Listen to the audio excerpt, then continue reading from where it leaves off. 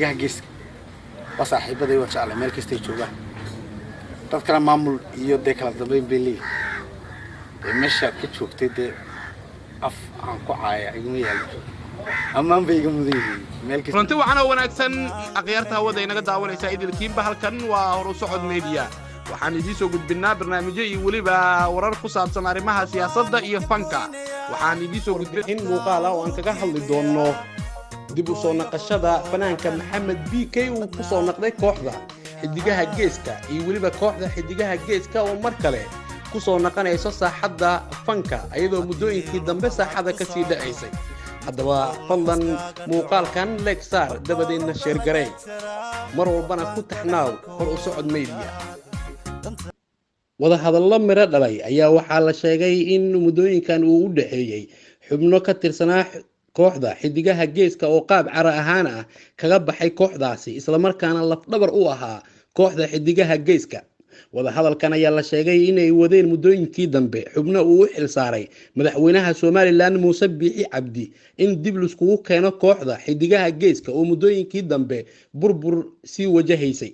waxaa wararka ka imaanaya magaalada Hargeysa ay sheegayaan in guddigan ay ka dhacdhacsiiyeen xubno laf dhabar u ah kooxda xidigaha geeska in dib ay ugu soo noqdaan kooxda isla markaana la dhameeyo madmadowga iyo khilaafka ka dhex jira kooxda xidigaha geeska sanadihii ugu dambeeyay tan iyo markii la doortay madaxweyne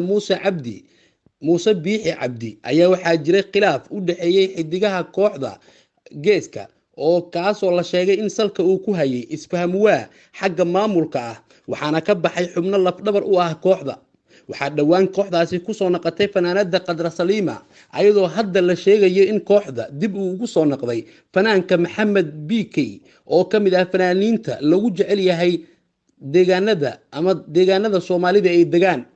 Maxamed BK ayaa la sheegay inuu ku qancay wada hadalka ay wadeen xubno la sheegay in madaxweyne Muuse Biixi uu xil saaray dhameynta khilaafaadka u dhaxeeya kooxda xidigaha geeska waxaana la sheegay Maxamed BK hadda inuu dib ugu laabanayo kooxda xidigaha geeska waxaana BK uu kamid ahaa xubnaha laf dhabarka u ah kooxdan xidigaha geeska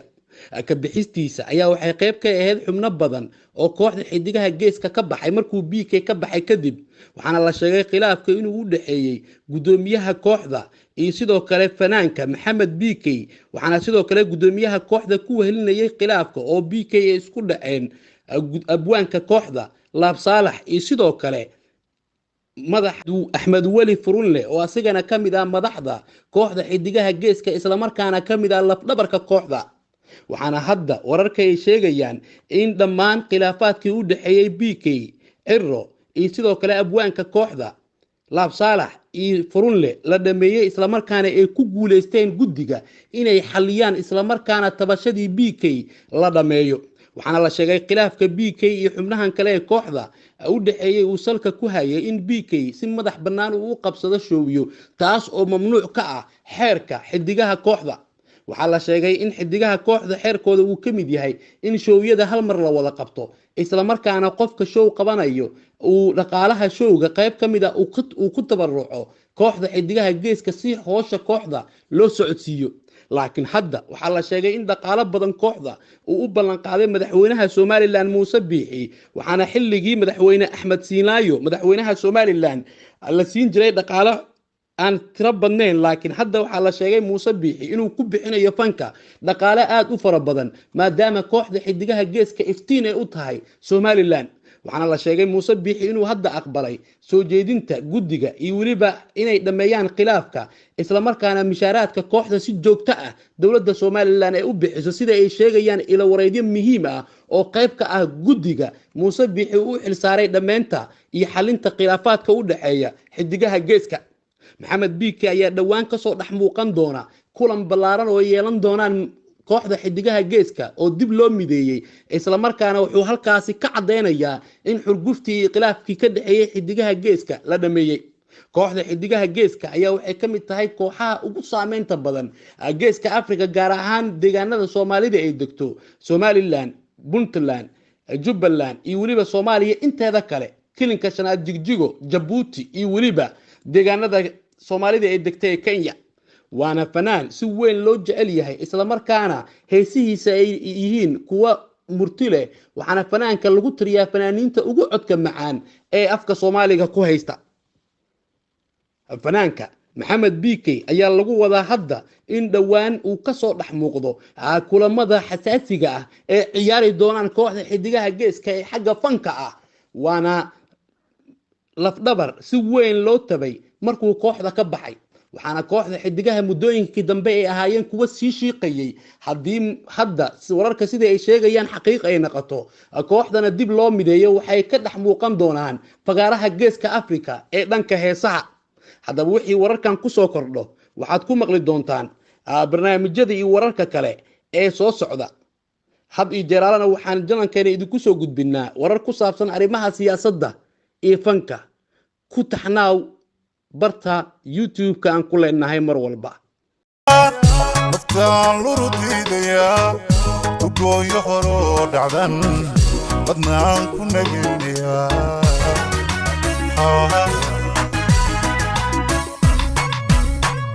labaan midka goynaya naftaan lurudidaya ugooyo horo dhacdan badnaan ku nageynaya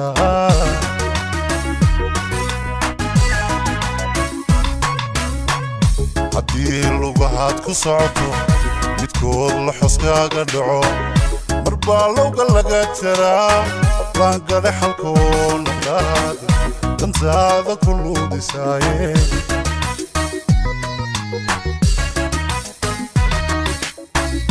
haddii lugaad ku socoto midkood la xoskaaga dhaco marbaa lowga laga jaraa laangada xalkoo naftaada هذا كله دساء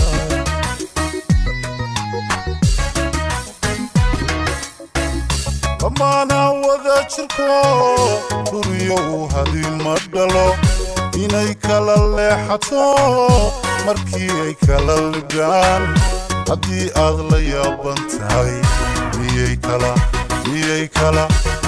كلا لوران لهاي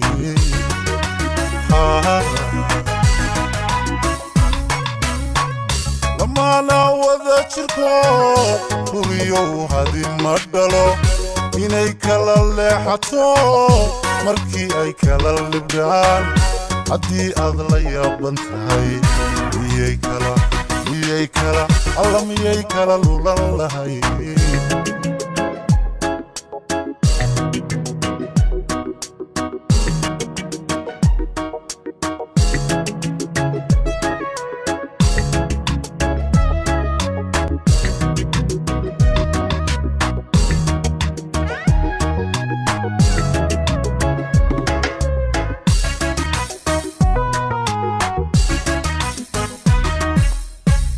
أنا لقشيك هوري لحيبك جعيل نوري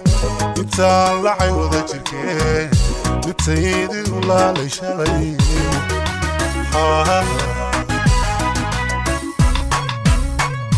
أنا لقشيك هوري لحيبك جعيل نوري إنتان لحي وذا جركي بتسيدي ولا ليش علي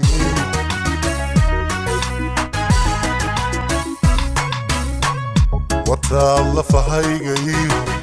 عدي قولو فنكي عنتي عدى لقيو إلاوي محاها انتالو الشبا عدي قال لي نحقا قدقي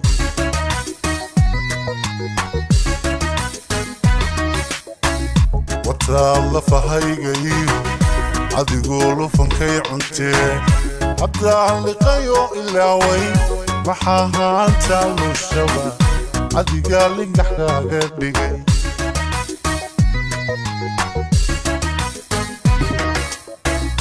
لما أنا وذا شركو دوريو هذي مدلو إني كلا اللي حتو مركي أي كلا اللبان عدي أغلى يا بنتاي ميي كلا لوران لهاي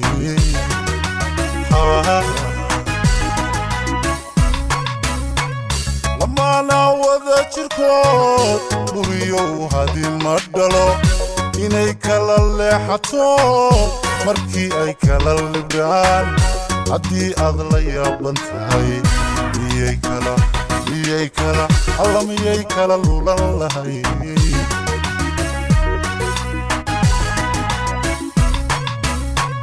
lamaana wada jirkood guriyo hadin